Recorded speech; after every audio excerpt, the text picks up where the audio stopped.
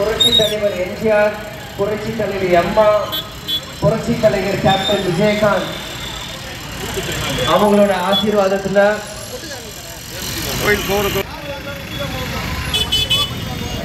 தொகுதிக்குள்ள வந்தோடனே முதல்ல வந்த கோயில் முன்னாடி இருந்து பேசுற பராசக்தி அம்மன் மாரியம்மன் கோயில் செஞ்சதுதான் என்னோட வேட்புமனு தாக்கல் செஞ்சுட்டு பிரச்சாரத்தை தொடங்கினேன். இன்னைக்கு என்னோட சொந்த ஊருக்கு ரொம்ப சந்தோஷமா இருக்கு. ஏன் இதை சொல்றேன்னா, கேப்டன் பிறந்தது விருதுநகர், அப்புறம் மதுரைக்கு போனாரு, அதுக்கப்புறம் சென்னைக்கு வந்தாரு. கேப்டன் மறைவுக்கு அப்புறம் நான் கூட யோசிச்சேன், எனக்கும் கேப்டனுக்குமான பந்தம் எனக்கும் மதுரைக்கான பந்தம் முடிந்ததோ அப்படின்னு நினைச்சேன். ஆனா யார் போட்ட முடிச்சுன்னு தெரியல. இன்னைக்கு நான் சென்னையில பிறந்து மதுரைக்கு வந்து இன்னைக்கு விருதுநகர் வேட்பாளராக உங்க முன்னாடி வந்து நான் நிக்கிறேன்.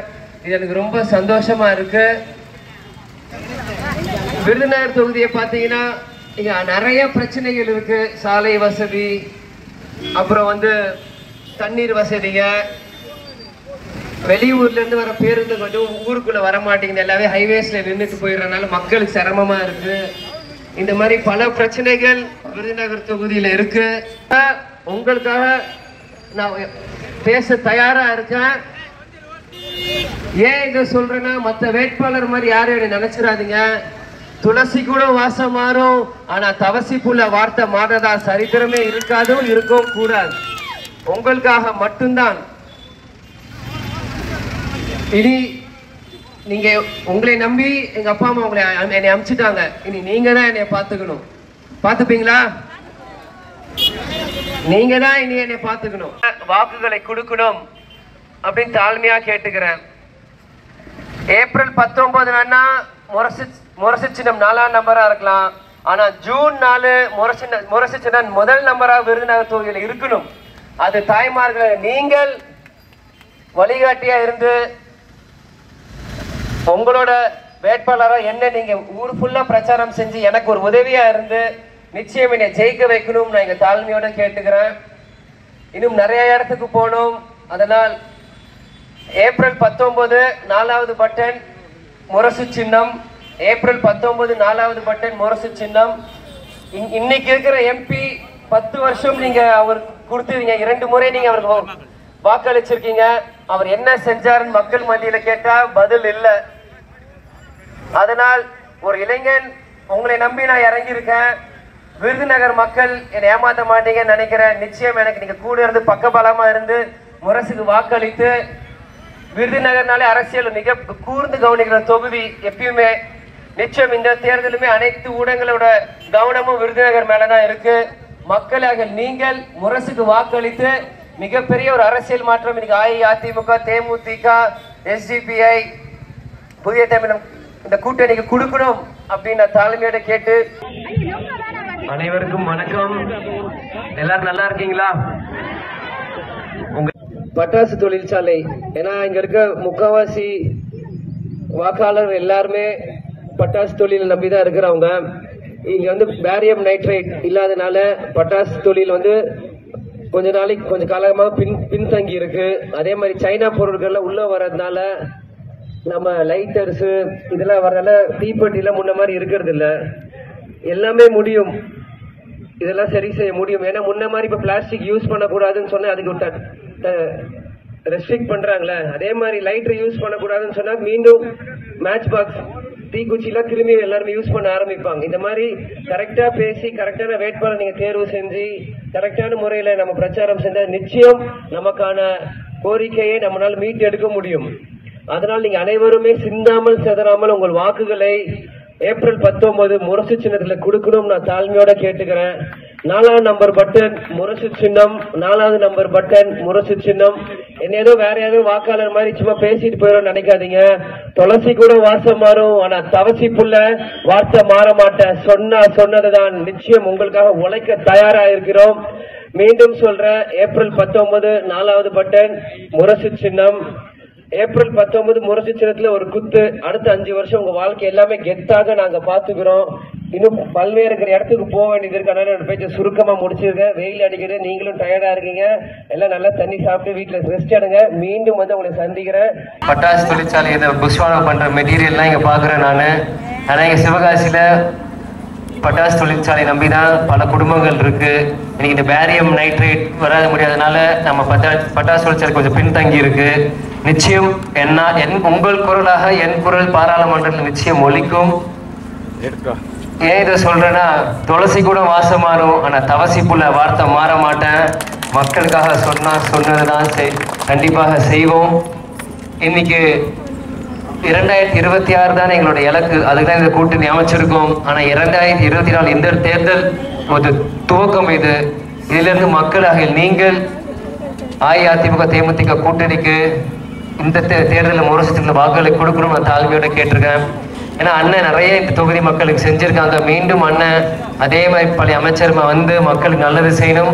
அவர் கூட துணையா இருந்து நாங்களும் உழைக்க தயாரா இருக்கிறோம். இன்னைக்கு இருக்க திமுக காங்கிரஸ் அரசு இந்த தேர்தலில் காசு கொடுத்து ஜெயிச்சலான்னு ஒரு குருட்டு நம்பிக்கையில இருக்காங்க. ரொம்ப நாள் 2 வருஷம் முன்னாடி தான் உங்களுக்கு இங்க நீங்க ஓட்டு போட்டீங்க. இப்பயே நீங்க உங்க குறைகள் எல்லாமே சொல்லிட்டு இருக்கீங்க. பழைய அண்ணன் பண்ணது எல்லாமே இன்னும் இருக்குன்றீங்க. அந்த திமுக எதுவுமே பண்ணலன்றீங்க. அப்ப உங்களுக்கு மக்கள் நீங்கள் தெளிவாக இருக்கிறீங்க, இதுல இருந்து எனக்கு தெரியுது. அதனால எல்லாருமே கொட்டு முரசுக்கு இந்த தேர்தலில் வாக்குகளை கொடுக்கணும்னு கேட்டுக்கிறேன். கடுமையான வெயில், நல்லா சுருக்கமா முடிச்சுக்கிறேன். எல்லாருமே கொட்டு முரசு போடுங்க. உங்க வீட்டு மகனா, உங்க வீட்டு பிள்ளையா நான் உங்களுக்கு உழைக்க தயாரா இருக்கிறேன். ஏப்ரல் 19 4வது பட்டன் முரசு எல்லாரும் வாக்குகளை கொடுக்கணும் நான் தாலிமையோடு கேட்டு விடைபெறுகிறேன். நன்றி. மட்டுமே அடிச்சுக்கிட்டு இருக்கு. வைட்டமின் டி உடம்புல ஏறிட்டு இருக்கு. வெயில்ல நாங்களும் காலையில சுத்திக்கிட்டு இருக்கோம். தம்பி விஜயபிரபாகர் இந்த மேடு ஏறும்போது கேட்டாரு, அண்ணன் எத்தனை பாயிண்ட் என்ன இருக்குன்னு. ஒன்னே ஒன்று நாளாக நாளைக்கு முடிச்சு அப்படின்னு. 16 17 பாயிண்ட். நீங்க 9 மணிக்கெல்லாம் ரெடியா இருக்குன்னு எனக்கு தெரியும். ஒரே விஷயத்தை சொல்லி முடிச்சிடும். அவர் ஒரு நிமிஷம் முடிச்சுவார். ராதாகிருஷ்ணன் காலனிக்கு தண்ணீர் கொண்டது நாங்கள், சாலை போட்டு கொடுத்தது நாங்கள், பட்டா வாங்கி கொடுத்தது நாங்கள், இடிப்பதற்கு அன்றைக்கு அதிகாரிகள் முயற்சி தடுத்தது நாங்கள், பட்டாயம் கொடுத்தது நாங்கள், கலையரங்கம் கட்டி கொடுத்தது நாங்கள். எப்ப பட்டா கொடுத்தோம், நீங்க அதை போய் பதிவுனா வச்சுட்டு இருக்கீங்க. பட்டா கொடுத்தோமா இல்லையா?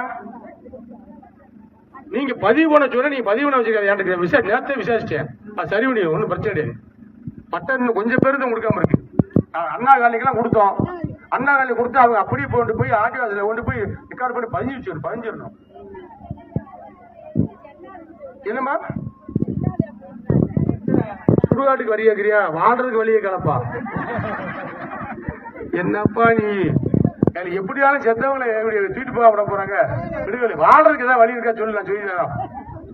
என்னக்கா பாத்துக்கிற மாதிரி என்னத்தையும் அந்த ஒரு ஆள் முரண்டு பிடிக்கிறாங்கப்பா. ஏன் பேசுவோம் அவர்கிட்ட கூட்டு பேசுவோம், மால்கிட்ட பேசுவோம். என்ன எல்லாம் சிமெண்டோடு போட்டோம். இங்க தண்ணி யாருமா விடுதா? டேங்கு கொண்டு விழுந்தோம். 1க்கு 2 டேங்கு. பிள்ளையார் கோலை கட்டுறதுக்கு நான் உதவி பண்ணியிருக்கேன். பிள்ளையார் கோலை கட்டினா, சிவன் கோயில கட்டினா, குருமூர்த்தி குருபாவன் கோயில கட்டினா, எல்லாம் கட்டினா. உள்ள வந்து போனா லேட் ஆகும், கார் திரும்ப கட்டம் சைட்ல வந்து நிக்கிறோம். ஏமா அங்க நிக்கிறீங்க ஓரமா, எல்லாரும் கேட்டுக்குங்க. ஆனா எதுலாவது ஒன்னாவது திமுக ஆட்சி 3 வருஷத்துல இந்த பகுதி செஞ்சிருக்கா? சரி, நாடாளுமன்ற உறுப்பினர் வெற்றி விட்டு போனாரு. உங்களை எப்பயாவது ஓட்டு கேட்டாவது வந்தாரா? நன்றி சொல்லியாவது வந்தாரா? இப்பயும் ஓட்டுட்டு வர மாட்டாரு. அவருக்கு தைரியம், நமக்கு ஓட்டு போட்டு. அதனாலதான் மக்கள் கூட அடிச்சு ஓடிட்டாங்க. கண்டா வர சொல்லுங்க, திருநெல்வேலி பாராளுமன்ற உறுப்பினரை கண்டா வர சொல்லுங்கன்னு வாக்கு சொல்லிட்டாங்க. அப்படிலாம் தம்பி விஜயபிரபாகர் இருக்க மாட்டார். ஏன்னா அவருடைய அப்பா விஜயகாந்த் ஒரு நியாயமான நேர்மையான மனிதர். அவர் இறந்ததுக்கு பின்னாடிதான் ஒரு மனிதனுடைய புகழ் தெரியும். புரட்சித் தலைவர் இறந்தார், இன்றைக்கு வாழ்ந்து கொண்டிருக்கிறார். புரட்சித் அம்மா இறந்தார்கள், இன்றைக்கு வாழ்ந்து கொண்டிருக்கிறார்கள். கேப்டன் விஜயகாந்த் இறந்தார், இன்றைக்கு மக்கள் மனதில் நிறைந்திருக்கிறார். காரணம், வள்ளல்கள் இன்றைக்கு மக்களால் பேசப்படுவார்கள்.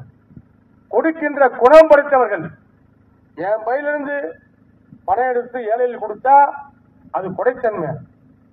சரவண பையிலிருந்து கொடுத்தா அது என்ன கணக்கு? அது கொடைத்தன்மை கிடையாது. நாங்கெல்லாம் எங்க பணத்தை கொடுத்து மக்களுக்கு உதவி செய்யக்கூடியவர்கள், உங்களுக்காக உழைக்கக்கூடியவர்கள். இப்ப கொடுக்க முடியாத பணம் பின்னாடியே வீடியோ எடுத்துப்பாங்க. பாருங்க எத்தனை வீடியோ இருக்கு, செல்போன் கூட வீடியோவா இருக்கு. அதனால இப்ப எது செஞ்சாலும் பிரச்சனை. தேர்தல் கமிஷன் டைட்டா இருக்கு. நான் உங்களுக்கு எல்லாம் உதவி செய்யக்கூடிய உங்களுக்கு தெரியும்ல. நீங்க கேட்பீங்க ஏன் ராஜபாளையம் போனீங்கன்னு. இந்த வாரம் வீராட்சியர் வந்துட்டார், எங்கடா ஆளை காணமுன்னு பார்த்தேன். சங்கு சங்கு சங்கு எங்க ஆழ்த்துல வர மாதிரி தெரியுது. என்ன செய்யுது உடம்பு? உடம்பு சேருதா? எந்த ஆள் சொல்லிருக்காரு? என்ன செய்யுது உடம்பு? போய் ஸ்கேன் பண்ண போட்டுச்சா? இப்ப ஒண்ணு ஒட்டுமொத்தமா வந்து நீங்க கொட்டு முறை சின்னத்துல வாக்களிங்க.